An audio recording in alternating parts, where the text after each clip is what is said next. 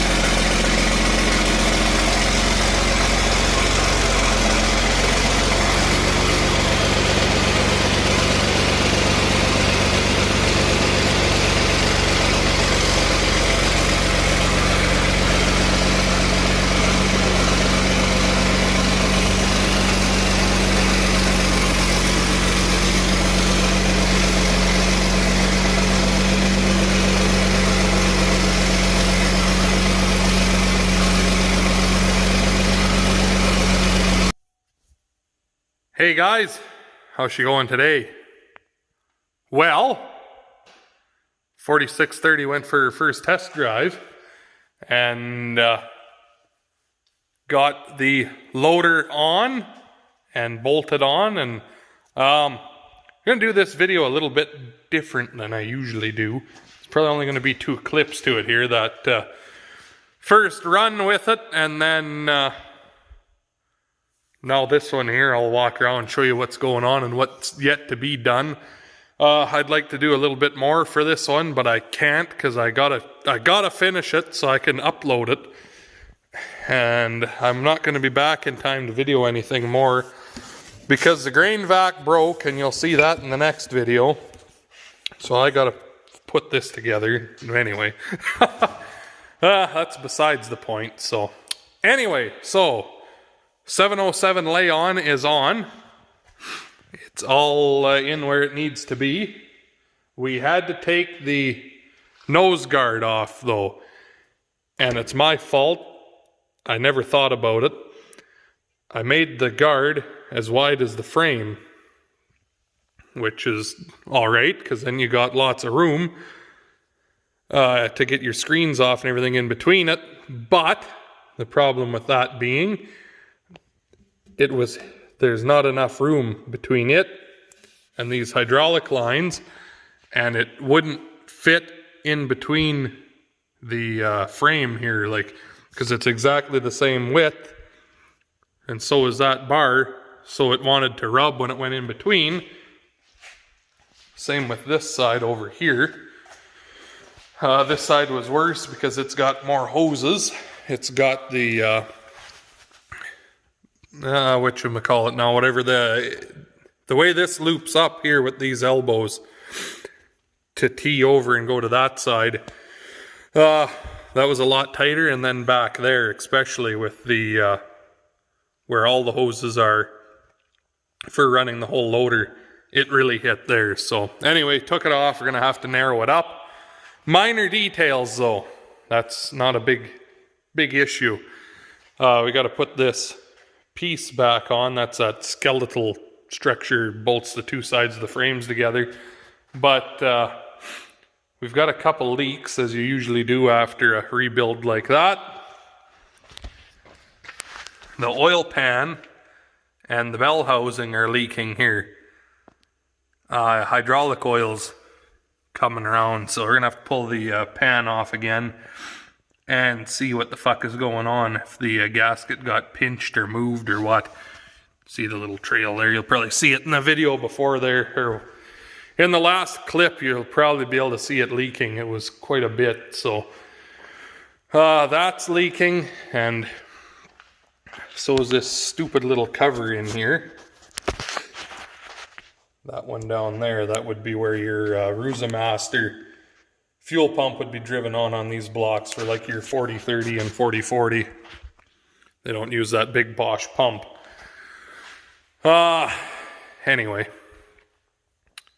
What else can I tell you? Oh yeah, so I got this all put together. We made this nice holder on here. Unlike the 4640, these couplers were right on the block, and that sucked shit. It's too hard to hook and unhook hoses because everything's just too tightly put together, too tightly clustered on it. So we did it this way, and now to hook and unhook your hoses, you can just push it like that, and then pull your hose out, put it back in, whatever you need to do. I don't have the electric valve on here yet for running the grapple fork, because they're all sold out of them and they don't know when they're going to have more. So I just have it hooked up right now to a remote on the back, and the grapple forks just ran off a hydraulic lever, which, I mean, minor details for now. We'll get that sorted out when they have new electric valves back in again. It'll work that way for now anyway. And there's some braces that have to go on here from one loader arm to the other. Grandpa Guy had put, these originally only had one, this front one, but he put a second one back here. Just because things still seem to be a little bit flimsy in his mind. He liked things heavy, so anyway, we can use one, but we can't use two because this one lines right up with the intake pipe. See, on 5020, which is what this loader's from, intake pipe is up here, so it doesn't matter, but whatever. This other one here will line up right in between, so we can put one on like it's supposed to be at least. Gotta paint the roof yet. I know that's really bothering some of you, but just hasn't got done yet. And then LED lights got to get put in yet. We've got two on the back here that originally only had two lights up on the top like that, and that sucked. There's not enough light, so put them down on the fenders like that, just like the other tractors have them. See, here's how I've got these hoses for now to run the grapple fork, so that'll work. What else has changed since you guys are here last? Custom steps. Get them out a little bit farther, because before the steps were underneath the loader frame We got to paint this brace yet that Dad made, but like I'm 300 pounds and I can jump on it, so it's good and solid now. Got a pretty heavy piece of iron under there, so anyway, I'll jump up in the cab here now and I'll show you what's going on in there. Alrighty, so we're up inside here with the new headliner and we have the new speakers installed. I need new covers. This one's pretty bad shape, but this one's nice. We had to do some customizing. Rob really had to fuck around with these, so in behind here, these new speakers, their magnets are about 1 inch thicker than the old ones. So on the screws, we've got some 1-inch spacers to move everything ahead. And it turned out really nice, actually. I was worried that things were going to be, you know, a gap in there, but it's perfect. So, new speakers. We have a new A&I radio in here, which is kind of a cheaper knockoff of the Jensen's. Haven't used it really very much yet, but it's got your USB and your auxiliary ports and everything that you need on a radio. So, and then the new vents are also installed. I think we've seen that last time, but I'm just waiting on the little piece of foam that goes in here, and then there's that cover that goes on for your recirculation. And then waiting on the new stickers to come. But anyway, the joystick now is going to go right beside you here, just like the 4640 is. If I can hold it with my leg or not. Going to go right like that. You get the idea. It's going to go in there anyways, back, and everything's nice and out of the way that way. So I guess that's about it. You got to see it go for a drive, and the loader's on, and we'll be doing a lot more work to it here again now that we're not hauling wheat. That's what's been going on the last couple days. Well, you'll see in the next video. But anywho, I guess that's where I'll probably leave you. So thank you much for watching. Make sure you hit the like button, comment, subscribe for more. Hit the dislike button. I really don't give a fuck. Whatever you want. It all works out the same for me, the way their rating systems work. It doesn't matter if it's a like or a dislike. According to what I was looking up anyway. But